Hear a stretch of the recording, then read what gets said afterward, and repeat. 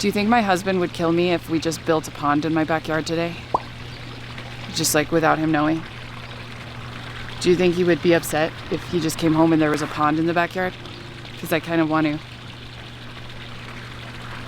Hi, I'm Daryl. I'm a sustainable landscape designer, and I help clients all over the country transform their wasted and wasteful outdoor spaces into functional, beautiful landscapes. But sometimes when you do something professionally, you don't take the time to actually do the work for yourself, which means I myself have a yard unbecoming of a professional. This is the year we fix that. So this summer, I'm partnering with Garden for Wildlife to spread the word on native plants and transform my Salt Lake City yard into a sustainable landscape and a native wildlife habitat certified by the National Wildlife Federation. I'm taking you along with me every step of the way, so follow along to watch my yard transform. Thanks for watching.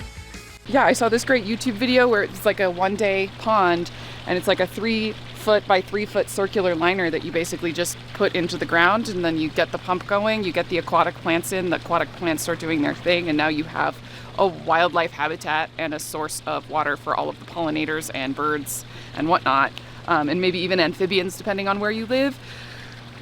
But I think I need to at least consult my significant other who I live with before I start digging pond holes in our backyard, so maybe we'll start with a bird bath recirculating fountain as our water source this time. But next time we'll do that. So we did not end up doing a pond, at least this time, maybe next time. But we did end up making this absolutely incredible fountain that I'm so excited about because it is affordable. It is easy, like 2 hours, maybe 3 hours max, and you have this really custom, beautiful fountain in your yard. And we have placed this between native plants happily growing in my yard so that the critically endangered native wildlife can come and enjoy it in the shade and have the drink that they need to, survive, which is important. So I should go ahead and note that this beautiful fountain is brought to you by Garden for Wildlife, who are our amazing partners who are helping me transform my yard into a certified wildlife habitat. They provide native plants shipped to your door, soon to be nationwide, but for right now, anywhere East Coast to the Midwest. So if you want to do a quick little project like this, get your water source for your habitat in your yard, and then put some gorgeous, amazing, beautiful native plants around it, Garden for Wildlife is really where you should be looking to do that, because they're making projects like this possible and the content that I'm making for you possible. So thank you so much. We're transforming my yard into a certified wildlife habitat through the National Wildlife Federation, and one of the key requirements is that you have a water source for pollinators. And this can be anything from a large pond or a little pond or a fountain or even a bird bath that you just fill up daily with water. So there's really a bunch of levels of accessibility that you can have for making your water source. But because I live in Utah and it's very, very hot, I tried just doing a bird bath and filling it up with water daily, but the water was evaporating so quickly and it wasn't staying cool enough to really be beneficial to wildlife. So we decided to embark upon a little DIY journey to do a recirculating fountain water feature sort of situation that bubbles up and lets both the bees and other small pollinators and small birds drink, as well as larger birds. So we visited Utah Water Gardens to get some pumps and tubing, and now that I'm here I actually just want to put a whole pond in my backyard, so we're gonna maybe talk through that, but maybe stay tuned for a later video for the whole pond, and we'll just start with the bird bath this time. But that's what we're doing today. We're gonna go put that all together, so stay tuned for the project. A lovely employee helped us pick out this stationary fountain pump. It was really inexpensive. It was $38, and this one was actually more and bigger than we needed because they were out of the 80-gallon. This will actually recirculate up to 130 gallons, which is more than we need for a little fountain or bird bath, but the investment is fairly low. The brand, just so you're aware of what we're using, is Little Giant Pondworks. We're at Lowe's and I found this glazed ceramic pot that I really like. They had cheaper options that were like plastic, so you can definitely do this on a budget. You can also be scrappier and salvage pots you have at home, plates you have at home and whatnot, so you don't have to buy everything new if you're on a budget here. But I really like the setup with this big glazed pot as the reservoir that's going to be recirculating the water.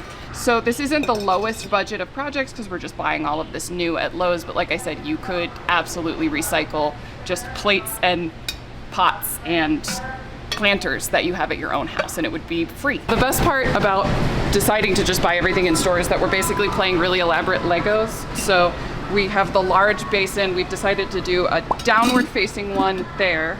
This is a slightly different design that I think is really pretty. We're doing that like this, which gives us a slight height difference.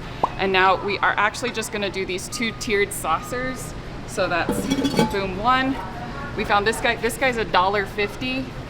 If you have anything at home, it would be free. That guy kind of face down like this. This guy on top. We'll put some decorative rocks around the outside here to kind of disguise that, and a little bubbler right there. And that's the fountain. It's done. While you're here at the store, you're gonna see a lot of terracotta pots, or maybe you have some at home. That is going to absorb and leach the water. So even if you are doing terracotta pots, make sure that the outside is glazed so that you're not actually losing water through the pot to evapotranspiration. Here is everything that you need in order to DIY this fountain. But again, keep in mind that we bought some stuff that you could probably just salvage from around your yard. So we actually spent more money than you need to spend. First thing we bought were these 2 masonry drill bits. This one is only as large as it is because they were out of this one in this size. So again, we spent more money than you need to spend. This is the 5/8 inch masonry bit, and this is the 1/2 inch masonry bit. And we're doing that because the connector we have is 5/8 on one side and 1/2 inch on the other side. Goes without saying, we needed some silicone sealant in order to connect all of these things together and make it watertight. This one is clear. We bought this 1/2 inch rubber tubing. This is going to be what runs through the entire fountain, as well as this connector, which is 3/8 on one side and 3/4 inch on the other. It fits perfectly within this 1/2 inch tubing, just like that. To secure the fitting to the tubing, we bought these little metal connectors. We have the pump we talked about earlier. It is helpful to bring this with you to the hardware store so that you know everything connects well. Last but not least, we have the actual fountain, which we are constructing out of these glazed terracotta pots. You do want to make sure they're glazed, or at least if you get the unglazed kind, that you use a sealant or a latex paint in order to prevent evapotranspiration, because terracotta is quite porous and will absorb the water, and you would end up having water evaporation from the outside of your pot, and that's just silly. We don't want to do that. This is really a choose your own adventure kind of situation. I know for a fact that I'm going to be making more of these throughout my yard, just using pots and containers I find and salvage. You do not need to go to the store and buy everything new, but I liked that it was pretty and it matched, so I ended up just splurging on it. This large pot here, you can see these 4 big holes in the bottom that are meant for drainage if you're planting a plant in here. Obviously, if this is our reservoir for our recirculating bird bath and fountain, we don't want that to happen. So we ended up buying these little nylon plugs. We would have bought rubber stoppers, which were available in the same section. However, they were sold out of the size that we needed. These will work just fine with a little bit of the silicone sealant. This is really, like we said, a choose your own adventure as far as how you want this to be set up. We decided to do one large pot as the reservoir and then set up small pots stacked in order to create height here. So this guy is going to go down here. And then this guy, which has a slightly more ornate design, is gonna go like this, giving us a little bit of difference in height between here and here, which I'm really excited about. And then this plate will be the larger basin for the bird bath. We're gonna drill using the drill bit right here. And then this small plate is just creating a slight tier so that we can have a more open area and then a deeper area as well for water. We ended up buying just this little black plastic saucer in order to prop up plate 1 on top of plate 2. It's going to look so cute. Can you imagine just like the bubbling? I'm so excited. I think that's everything. It's all you need. Under $200, and that's when we bought the expensive drill bits that we didn't need to necessarily buy. We bought all of this brand new. If you use pots you have lying around, it could be almost free. You're gonna spend between $30 and $50 depending on what type of pump you get on the pump, and a couple of bucks on some plastic tubing and some connectors, and that's about it.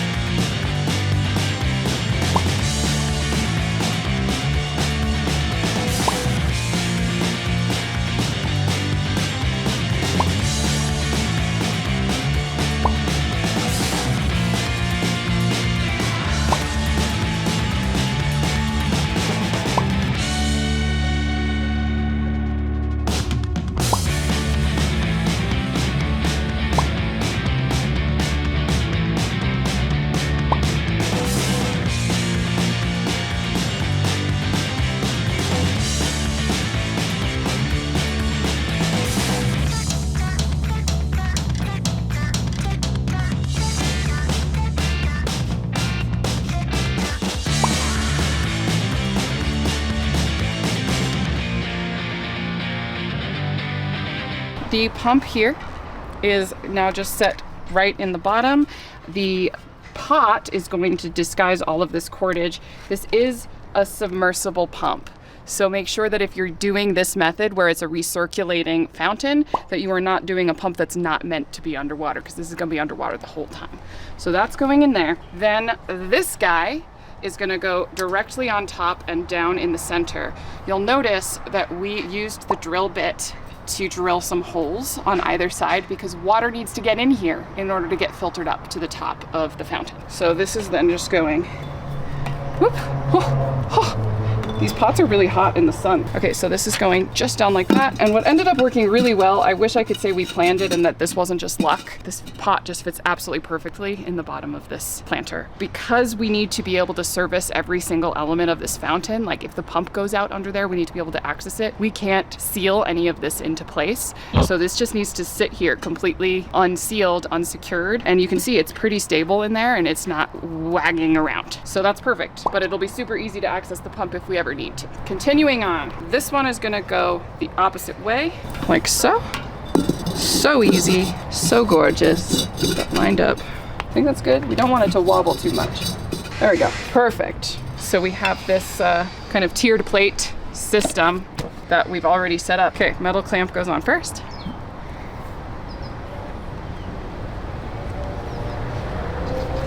Super easy, and then that just gets screwed in nice and tight. As every suburban dad would say, that's not going anywhere. Woo, she's hot. We do have a lot of extra actually cordage here because we want to be able to service all of these different elements without necessarily undoing all of this. So we're allowing for a lot of slack. That way I could take this off, set it down, get to this, take it, like slide it up, access the one below and so on. So that's why we have extra there. That gets all fed in there. Oh, it's gonna be so good. I think that's about perfect. And then once it's all filled with water, it's gonna be pretty secure. We're gonna give all the silicone about 30 minutes to finish setting up, and then we're gonna try her out. 1, 2, 3. It's a little warm. Yeah. Okay, I'll step over or just, okay, perfect.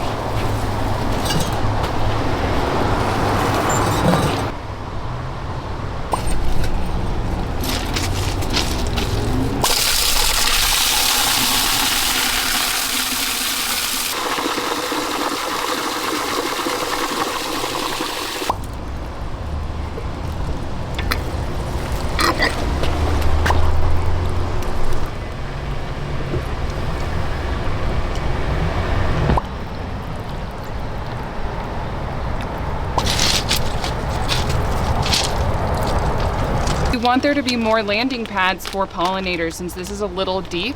We want pollinators to be able to actually land and drink from this water. Actually, I'm really excited that this lip here kind of can serve as a landing pad for pollinators as well, but we're also going to be adding some little white river rocks and some marbles to the top. Okay, that's already looking really cute. Then we need the marbles. All right, marbles are going in. You ready?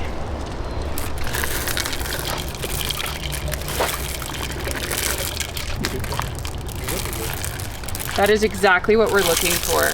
There's landing pads and places for pollinators to land, besides having to try to float in the water or hover above the water. So any little bee or little tiny butterfly could actually land here and then safely drink from the fountain. That's perfect. These rocks are going to do the same kind of thing and also disguise the little plastic tray.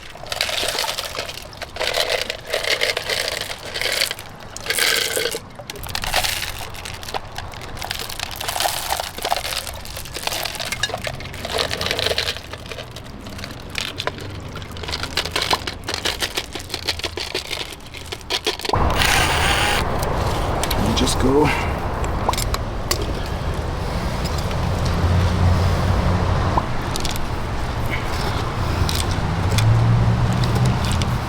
That's on?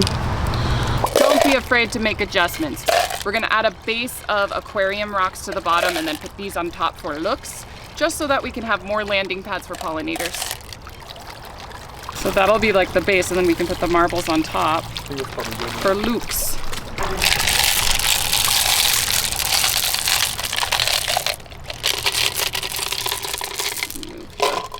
this out of the way.